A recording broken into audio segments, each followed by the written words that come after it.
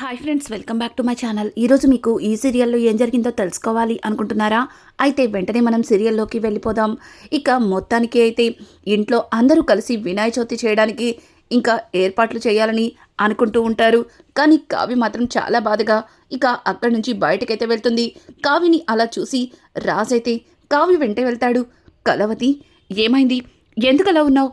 ఇంట్లో అందరూ కూడా సంతోషంగా ఉంటే నువ్వు మాత్రమే ఇలా పక్కకొచ్చి దేని గురించి ఆలోచిస్తున్నావు అని అడగడంతో ఇక కావ్య, ఏవండి మీకు ఒక కథ చెప్దాను అని చెప్పి ఇంకా రేవతి గురించి కావ్య అయితే చెబుతుంది. ఇక కావ్య చెప్పిన రేవతి కథ విని రాజ్ ఒక్కసారిగా షాక్ అవుతాడు. ఇన్ని రోజులు ఎక్కడెక్కడ ఉందా అని వెతికినా అక్క మనకి దగ్గరలోనే ఉందా? మరి ఈ విషయాన్ని నాకు ఇంత లేటుగా చెప్పేది అని చెప్పి రాజైతే కావ్యని అడుగుతాడు. ఇక కావ్య అయితే, ఏవండి నేను వదిన్ని అత్తయ్యతో కలపడానికి ఇంతకుముందు చాలాసార్లు ప్రయత్నించాను, ఇంటికి కూడా తీసుకొచ్చాను. కానీ అత్తయ్య గారు చాలా కఠినంగా మాట్లాడారు. అలాగే ఇంకెప్పుడు కూడా వదిన మొహం కూడా చూపించొద్దని గట్టిగా చెప్పారు అని చెప్పడంతో ఇక రాజైతే, చూడు కలవతి, ఇక ఈ వినాయక చవితితో అక్కని శాశ్వతంగా ఇక్కడే ఉంచేలా ప్లాన్ చేస్తాను అని చెప్పి ఇక రాజైతే కావ్యని తీసుకుని రేవతి దగ్గరికి వెళ్తాడు. ఇక అప్పటికే స్వరాజ్ అయితే వినాయక చవితి పండుగని అపర్ణ ఇంట్లో జరుపుకుందామని నానా గొడవ చేస్తూ ఉంటాడు. వాడికి ఎంత సర్ది చెప్పినా సరే అస్సలు ఒప్పుకోపోవడంతో ఇంకా రేవతి తన భర్త జగదీష్తో, చూడండి వీడు పండుగని తన ఫ్రెండ్ ఇంట్లో చెయ్యాలని అంటున్నాడు, నాకు ఎంత చెప్తున్నా అర్థం కావట్లేదండి వీడికి అని చెప్పి ఇక రేవతి మాట్లాడుకుంటూ ఉండగా ఇంతలో రాజు అక్కడికి వచ్చి, అక్కడ జరుపుకుంటే తప్పేముంది, మీరందరూ కలిసి వినాయక చవితి పండగని అక్కడే జరుపుకోవాలి అని చెప్పి రాజ్ ఇక రేవతితో మాట్లాడుతూ ఉంటే రేవతి రామ్ అని రాజ్ని పిలుస్తూ ఉండడంతో, అక్క వచ్చింది రామ్ కదక్క, రాజే అని చెప్పి ఇక రాజ్కి గతం గుర్తొచ్చిందని అలాగే వాళ్ళ అక్కని వెతుక్కుంటూ ఇక్కడికి వచ్చానన్న సంగతి ఇక రేవతి తెలుసుకుని చాలా సంతోషంగా రాజ్ని హక్ చేసుకుంటుంది. అలాగే కావ్యతో కూడా ఆప్యాయంగా మాట్లాడుతుంది. ఇంకా ఇద్దరూ కలిసి రేవతిని వినాయక చవితి పండక్కి రమ్మని పిలవడంతో ఇక రేవతి, వద్దు వద్దు తమ్ముడు, మీరు సంతోషంగా జరుపుకునే పండగని నేనొచ్చి పాడు చేయలేను, నన్ను చూస్తే అమ్మ కోప్పడుతుంది అని చెప్పి ఇక రేవతి అంటూ ఉంటే దానికి రాజ్, చూడక్క, అమ్మతో ఎలా మాట్లాడాలో, అమ్మని ఎలా ఒప్పించాలో, అమ్మకి ఏ విధంగా సర్ది చెప్పాలో నాకు బాగా తెలుసు. రేపు స్వరాజ్ని తీసుకుని పండక్కి ఇంటికొచ్చేయండి అని చెప్పి రాజైతే ఇంకా రేవతితో చెప్తాడు. రేవతి కూడా రాజ్ చెప్పిన మాటలకి చాలా ఆనందపడుతుంది. అలాగే జగదీష్ కూడా రేవతి తల మీద నిమురుతూ, చూడు రేవతి, ఇన్ని రోజులు మీ అమ్మకి దూరం అయ్యానని అలాగే నీ కన్న వాళ్ళని చూడకుండా ఉంటున్నానని చాలా బాధపడేదానివి. ఇక ఆ బాధనంతా పక్కన పెట్టి వాళ్ళతో కలిసి ఏమేం మాట్లాడాలి, వాళ్ళతో కలిసి ఎలా తినాలి, దాని గురించి ఆలోచించు అని చెప్పి ఇంకా జగదీష్ అయితే రేవతితో మాట్లాడుతూ ఉంటాడు. ఇక ఇది ఇలా ఉండగా అప్పు అలాగే కళ్యాణ్ హాస్పిటల్లో తన చెకప్ కోసం వెళ్తారు. అక్కడ డాక్టర్ గారు అప్పుని చెకప్ చేసి అలాగే తన రిపోర్ట్స్ అన్నీ చెక్ చేసి, చాలా బాగుంది, బేబీ చాలా హెల్తీగా ఉంది, ఇట్లాగే మెయింటైన్ చేయండి అని చెప్పి డాక్టర్ గారైతే ఇంకా అప్పుకి కళ్యాణ్కి చెప్పడంతో, కళ్యాణ్ ఇదంతా నాకు ముందే తెలుసు, కాకపోతే డాక్టర్ చెప్తే బాగుంటుందని ఇక్కడికి వచ్చామని కొద్దిసేపు కళ్యాణ్ అలా సరదాగా డాక్టర్తో మాట్లాడతాడు. అలాగే కొంతసేపటికి నర్స్ అక్కడికి వచ్చి ఇక కావ్య చెకప్ డీటెయిల్స్ కూడా ఇవ్వడంతో ఇక వాటిని చెక్ చేస్తున్న డాక్టర్ ఒక్కసారిగా షాక్ అవుతుంది. అది చూసిన కళ్యాణ్ అలాగే అప్పు ఇద్దరు కూడా, డాక్టర్, అవి వదిన రిపోర్ట్స్ అన్నారు, వాటిని చూసి మీరు అంతలా షాక్ అవుతున్నారు, ఏమైంది డాక్టర్, అంతా బాగానే ఉంది కదా అని అంటుంటే, ఇలా జరుగుతుందని అస్సలు అనుకోలేదు. కావ్య గర్భసంచి చాలా చిన్నగా ఉంది, పైగా అది చాలా అంటే చాలా సెన్సిటివ్గా ఉంది. తన కడుపులో బిడ్డ పెరిగితే కనుక కావ్యకి ప్రమాదం. తను ఈ బిడ్డనే కనుక కన్నాలని చూస్తే తన ప్రాణాలు కూడా పోతాయి అని చెప్పి డాక్టర్ చెప్పిన మాటలకి ఒక్కసారిగా అప్పు అలాగే కళ్యాణ్ ఇద్దరు కూడా షాక్ అయిపోతారు. డాక్టర్, ఏం మాట్లాడుతున్నారు అని అంటుంటే, అవును, నేను చెప్పేది నిజం, కావ్య కనుక ఈ బిడ్డని మోసింది అంటే ఖచ్చితంగా తన ప్రాణాలని పోగొట్టుకోవాలి. ఇందులో తల్లి బిడ్డలో ఎవరో ఒక్కరు మాత్రమే మిగులుతారు. చూడండి, ఇంత రిస్క్ తీసుకునే కంటే కావ్యకి అబార్షన్ అయితేనే మంచిది అని చెప్పి డాక్టర్ చెప్పిన మాటలకి ఒక్కసారిగా అప్పు చాలా బాధపడుతుంది. అలాగే కళ్యాణ్ అయితే, డాక్టర్, ఏంటి డాక్టర్ ఇలా మాట్లాడుతున్నారు? ఒకవేళ ఆ బేబీ మరొక విధంగా ఏమన్నా అని అంటుంటే, చూడండి, అదంతా జరగని పని. తనకి అబార్షన్ అవ్వడమే కరెక్ట్, లేకపోతే తన ప్రాణాలే పోతాయి అని చెప్పి డాక్టర్ అయితే ఇక ఆ రిపోర్ట్స్ని కళ్యాణ్ అప్పుల చేతికిస్తారు. ఒక్కసారిగా అప్పు కళ్యాణ్తో, ఏంటి కూచి ఇలా జరిగింది? అక్క ప్రెగ్నెంట్ అని ఇంట్లో అందరూ కూడా చాలా సంతోషిస్తున్నారు. అట్లాంటి పరిస్థితుల్లో ఇలా జరగడం ఏంటి? ఇప్పుడు ఈ విషయాన్ని అక్కతో ఎలా చెప్పాలో నాకు అర్థం కావట్లేదు. నాకు చాలా భయంగా ఉంది అని చెప్పి ఇంకా అప్పు అయితే కళ్యాణ్తో మాట్లాడుతూ ఉంటే, ఇక కళ్యాణ్, ముందు ఇంటికి వెళ్దాం, నిదానంగా మాట్లాడదాం అని చెప్పి ఇంకా కళ్యాణ్ అయితే అప్పుతో మాట్లాడుతూ, చూడు, నువ్వు ఎక్కువగా ఆలోచించకు, దీన్ని ఏదో ఒకటి చేద్దాం అని చెప్పి ఇక కళ్యాణ్ అయితే అప్పుకి ధైర్యం చెప్పి అక్కడి నుంచి ఇంటికైతే తీసుకెళ్తాడు. ఇది ఇలా ఉండగా ఎలా అయినా సరే ఇంకా వాళ్ళిద్దరి కడుపులో ఉన్న పిండాలని చంపేయాలని చెప్పి ప్లాన్ చేస్తున్న రుద్రాణి అయితే రాహుల్తో, రే, ఇంట్లో అందరూ కూడా చాలా ఆనందంగా ఉన్నారు. అలాగే నీ తర్వాత నీ కూతురు ఇంటికి వారసురాలవుతుందని నేను చాలానే ఎదురుచూశాను. కానీ అనుకోకుండా ఆ అప్పు అలాగే కావ్య ఇద్దరు కూడా ఒకేసారి కడుపుతో ఉన్నారు. ఎట్టి పరిస్థితుల్లో వాళ్ళిద్దరి కడుపులో ఉన్న పిండం పెరగకూడదు. వాళ్ళు కడుపులో పెరుగుతున్న పిండంలానే నాశనమైపోవాలి. అప్పుడు మాత్రమే నీ కూతురు ఈ ఇంటికి మహారాణవుతుంది.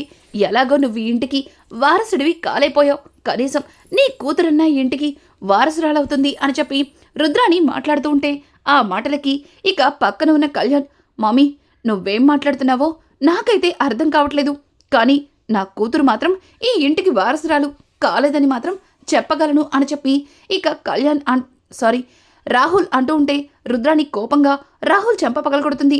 మమ్మీ, ఏంటి మమ్మీ నన్ను కొడుతున్నావు? నేను చెప్పింది నిజమే కదా. అటు కావ్య ప్రెగ్నెంట్, అలాగే ఇటు అప్పు కూడా ప్రెగ్నెంట్.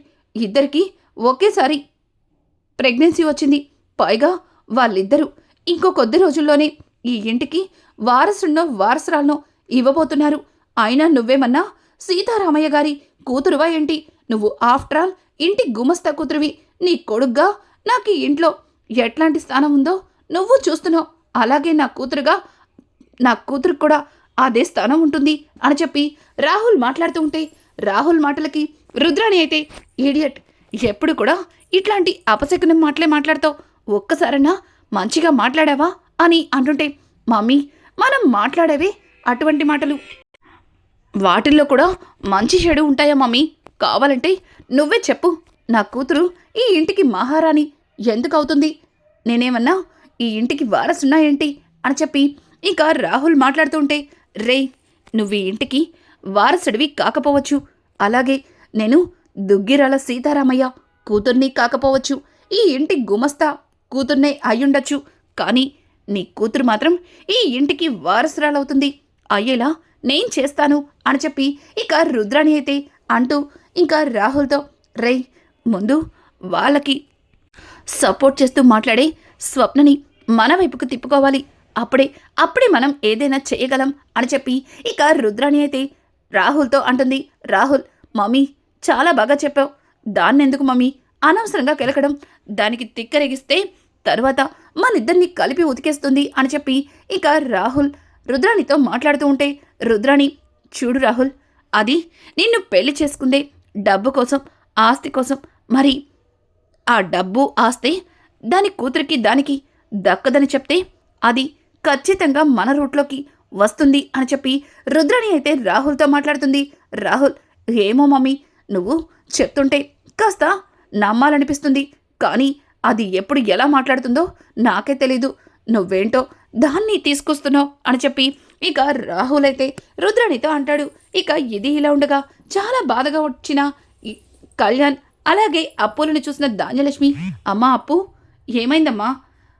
చెకప్ కని వెళ్ళావు, అంతా బాగానే ఉంది కదా?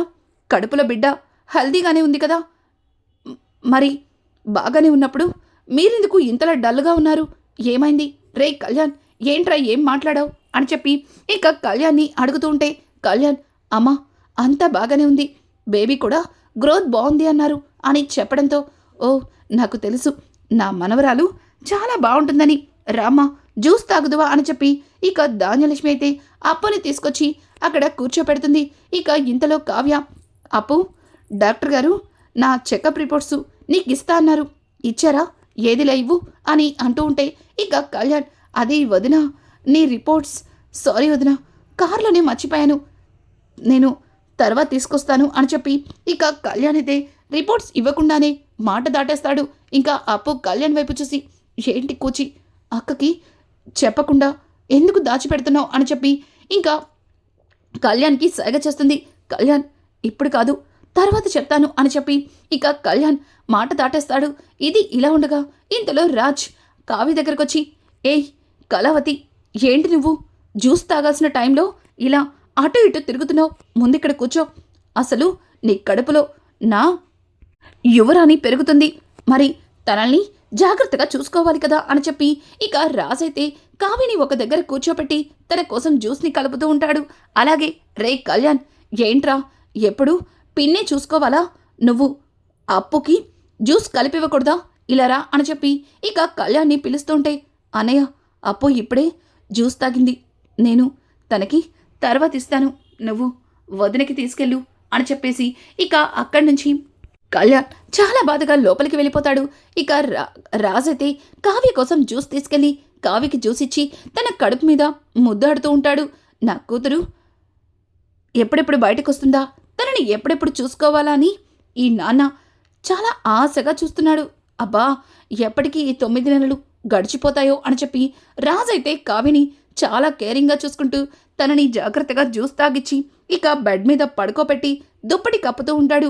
ఇక కావ్య అయితే రాజ్ తన మీద చూపించిన ఆ కేర్కి చాలా ఆనందపడుతుంది, అలాగే బాధపడుతుంది కూడా.